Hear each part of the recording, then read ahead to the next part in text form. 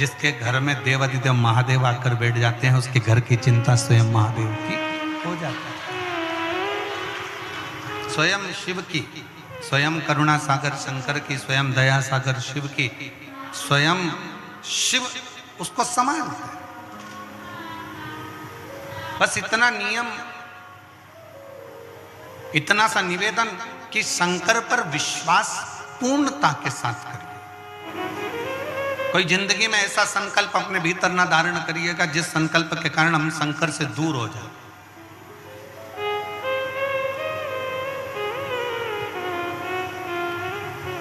एक बहुत सुंदर प्रसंग शिव महापुराण की कथा में आता है। माता पार्वती जी एक बार बहुत सुंदर भगवान शंकर के लिए एक व्रत धारण कर लेते हैं और बड़ा सुंदर व्रत माता पार्वती जी करती, बहुत सुंदर व्रत धारण करती। जब पार्वती जी ने व्रत किया, माता पार्वती के सारे व्रत जब पूर्ण हो गए, माता पार्वती जी के सारे व्रत जब पूर्ण हो जाते हैं और व्रत पूर्ण होने पर उद्यापन करने के लिए सनकादि ऋषियों को बुलाया जाता। उसमें से सनत कुमार आते हैं और सनत कुमार आकर उद्यापन कराने के लिए बैठ गए। अब पार्वती जी ने बड़े भाव से, बड़े दिल से, बड़े हृदय से, बड़े आनंद के साथ व्रत किया और उस व्रत का उद्यापन स्वयं माता पार्वती जी कर रही हैं। सनकादि ऋषियों को आमंत्रित किया गया कि इसका उद्यापन आपको कराना। अब उसमें सनत कुमार आए और उद्यापन कराने के लिए उन्होंने पूरा जो जो लगता है, जैसा जैसा लगता है वैसा वैसा उन्होंने क्रम किया।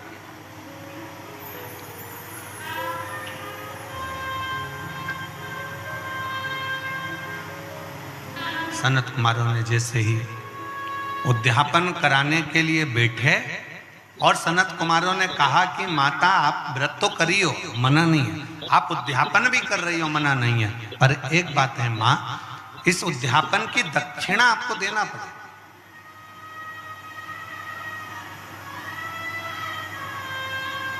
और बिना दक्षिणा के कोई उद्यापन लगता भी नहीं।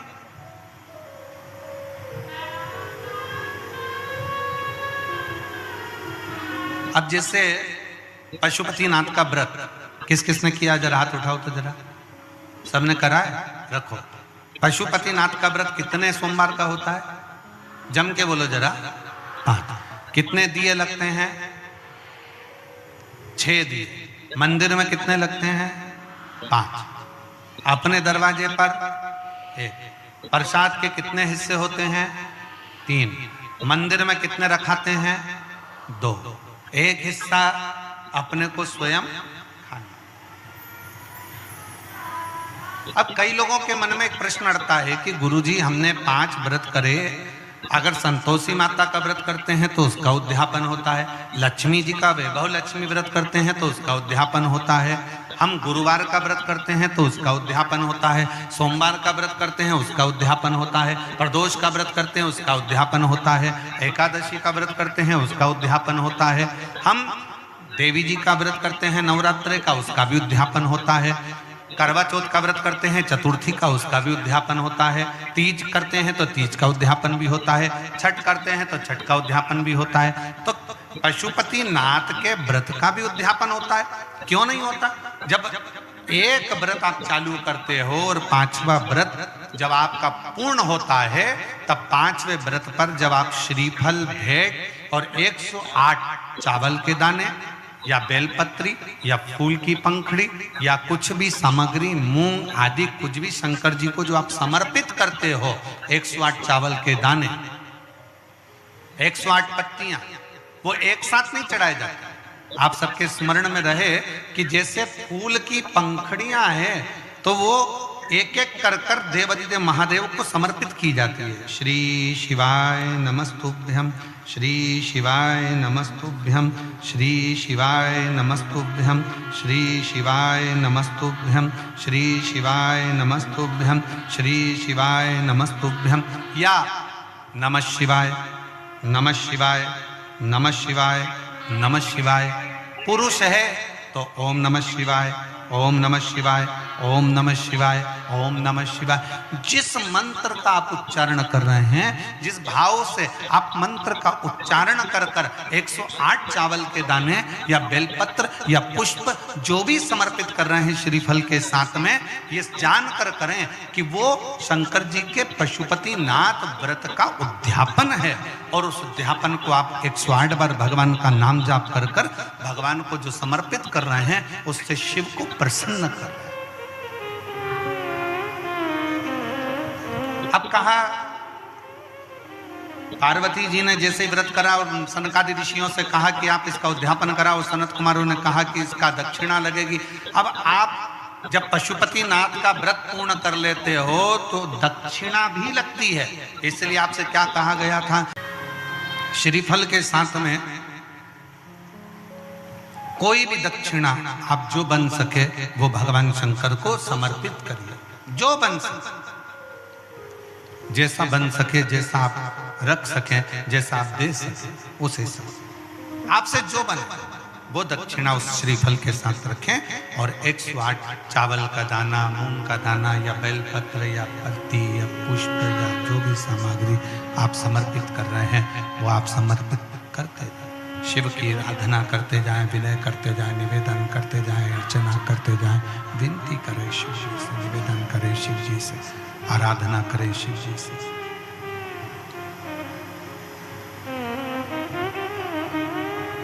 पार्वती जी ने भी वही, पार्वती जी भी व्रत को धारण कर लिया। वो माँ पार्वती जैसे ही व्रत धारण करी, पार्वती जी ने सनकादि ऋषियों में से संत कुमार को कहा कि संत कुमार आप उद्यापन कराइए। सनत कुमार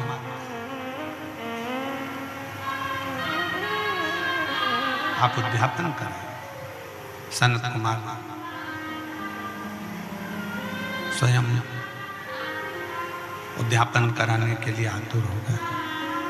और जब सनत कुमार उद्यापन कराने के लिए आतुर हुए, सनत कुमार ने पूरी पीठिका बनाकर, पूरी पीठिका को रखकर उद्यापन करने के लिए आतुर हुए। और पूरी पीठिका सनत कुमार ने जमाई, और सनत कुमार ने जमाकर उस पीठिका का उद्यापन करना प्रारंभ किया।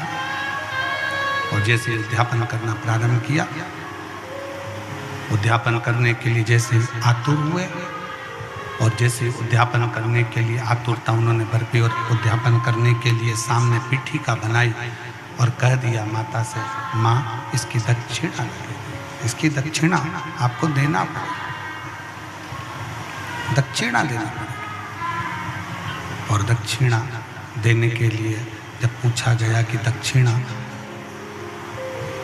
क्या दोगे माँ, आप दक्षिणा क्या दोगे, क्या दक्षिणा दी जाए, क्या दक्षिणा प्रदान करी जाए, क्या दक्षिणा हम दें। तब स्वयं उसी समय पर विचार किया गया और पार्वती जी ने स्वयं, माता पार्वती जी ने स्वयं सनत कुमारों से कहा कि आप जो मांगेंगे दक्षिणा में वो दिया जाए, जो आप मांगोगे वो दक्षिणा में दे दिया जाए। आपको क्या चाहिए, क्या प्रदान करना है, क्या देना है, आप क्या मांगेंगे मैं वो दक्षिणा में आपको दे दूं।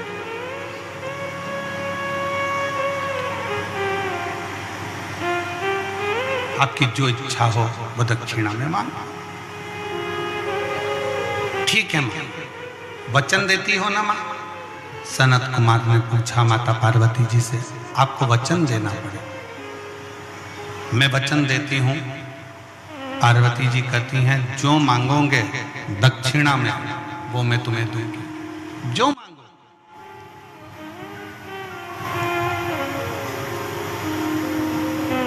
ठीक है।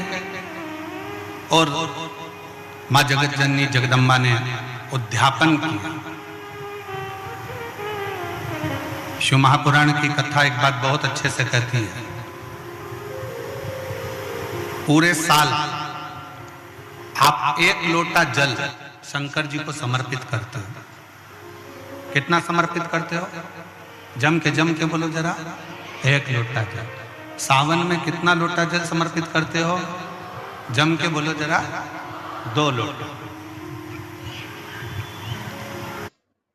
And the player of the match goes to Jatin Sapru.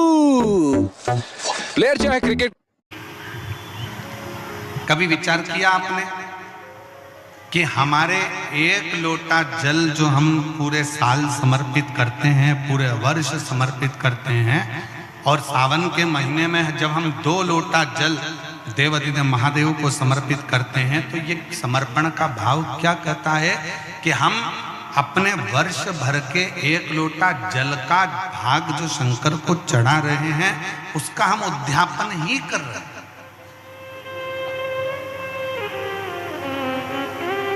2 लोटा जल जो हम समर्पित कर रहे हैं, ये हम भगवान शंकर का उद्यापन ही कर रहे हैं।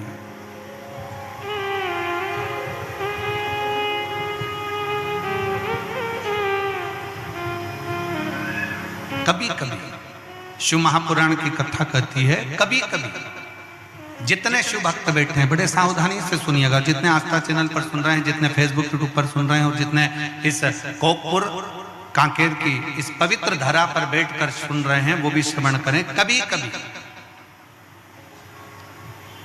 बन सके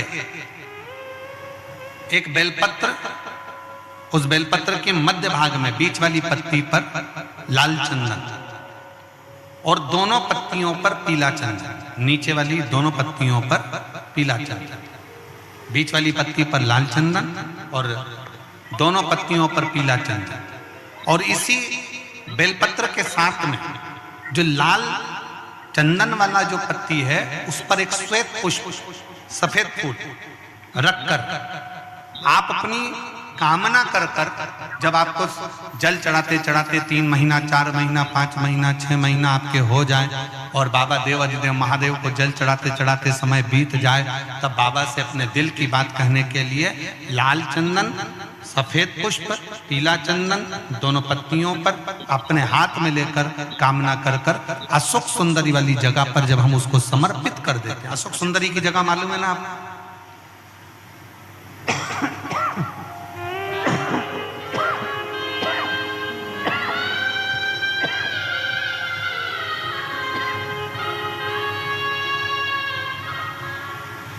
अशोक सुंदरी वाली जगह पर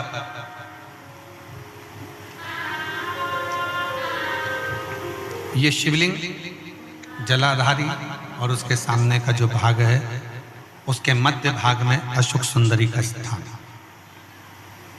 बस इसी स्थान पर बेलपत्र और श्वेत पुष्प, बीच वाली पत्ती पर लाल चंदन, आसपास की पत्तियों पर पीला चंदन, और वो शिवलिंग की सम्मुख में जो अशोक सुंदरी का स्थान है, वहां समर्पित कर उस स्थान